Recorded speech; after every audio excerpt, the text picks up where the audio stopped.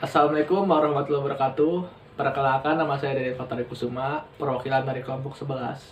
Di sini kelompok kami akan mempresentasikan tentang berpikir kritis.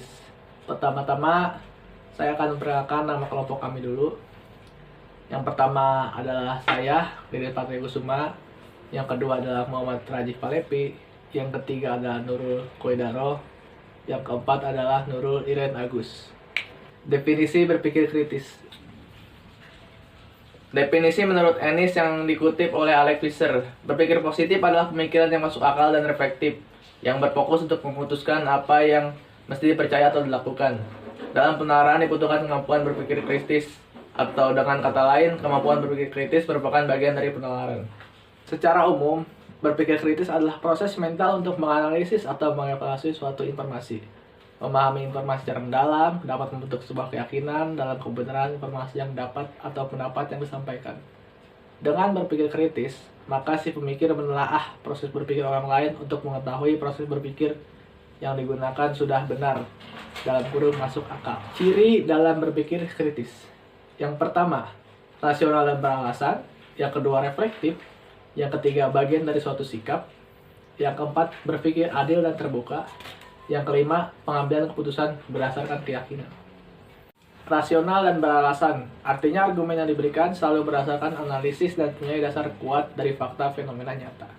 Reflektif, artinya seorang pemikir kritis tidak menggunakan asumsi atau persepsi dalam berpikir atau mengambil keputusan, tetapi akan menyediakan waktu untuk mengumpulkan data, menganalisis berdasarkan ilmu, fakta, dan kejadian.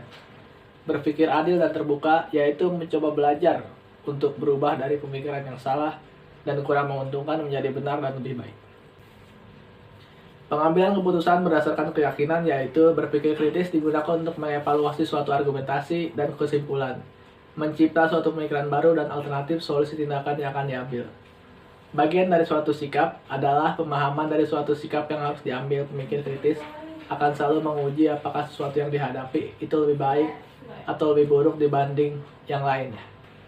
Konsep berpikir kritis. Argumen.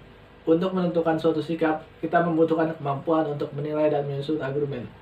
Tentunya, kemampuan berargumen tidak hanya untuk menyanggah orang lain, namun justru harus kita terapkan untuk diri sendiri. Misalnya dari tidak setuju menjadi setuju, dari pilihan A ke B. Penalaran. Ada dua jenis penalaran, penalaran deduktif dan penalaran induktif. Penalaran deduktif adalah jika semua premis benar sesuai fakta, maka kesimpulan yang diambil juga pasti benar.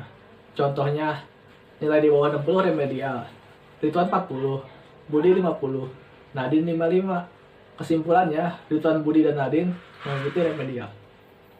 Penalaran induktif. Walaupun pesimis-pesimis yang kita miliki sesuai fakta, namun kesimpulan yang kita ambil belum tentu benar. Contohnya, Amel, Nanda, dan Satria berasal dari SMA 113. Mereka jago matematika. Kesimpulannya, anak-anak SMA 113 jago matematika. Nah, kesimpulannya di sini belum tentu benar, meskipun pesimis-pesimisnya sesuai fakta. Kesimpulannya adalah, penalaran deduktif adalah pesimis benar atau faktual. Kesimpulannya sudah pasti benar. Penalaran induktif adalah pesimis benar atau faktual, kesimpulannya belum tentu benar. Bagaimana cara berpikir kritis? Berpikir objektif dan seadil mungkin terhadap suatu topik atau isu yang dihadapi. Tidak menelan bulat-bulat suatu pertanyaan atau kesimpulan, punya sikap mempertanyakan yang sehat terhadap pernyataan yang kesimpulan, punya rasa penasaran dan keinginan mencermati bukti yang ada untuk memahami sebuah pernyataan atau kesimpulan secara menyeluruh, menganalisis atau mengidentifikasi argumen atau point of view lain yang berkaitan dengan isu tersebut dengan mencari informasi yang objektif supaya pengetahuan kita tentang isu atau topik tersebut juga bertambah. Manfaat berpikir kritis, lebih mandiri. Berpikir kritis membuat Anda mampu berpikir lebih mandiri, artinya tidak harus selalu mengandalkan orang lain. Saat dihadapkan pada suatu situasi yang rumit dan sulit, serta harus segera mengambil putusan, kamu tidak perlu menunggu seseorang yang kamu anggap mampu menyelesaikan masalah, karena kamu sendiri mampu menyelesaikan masalah tersebut. Sekian presentasi dari kelompok kami, kurang lebihnya mohon maaf.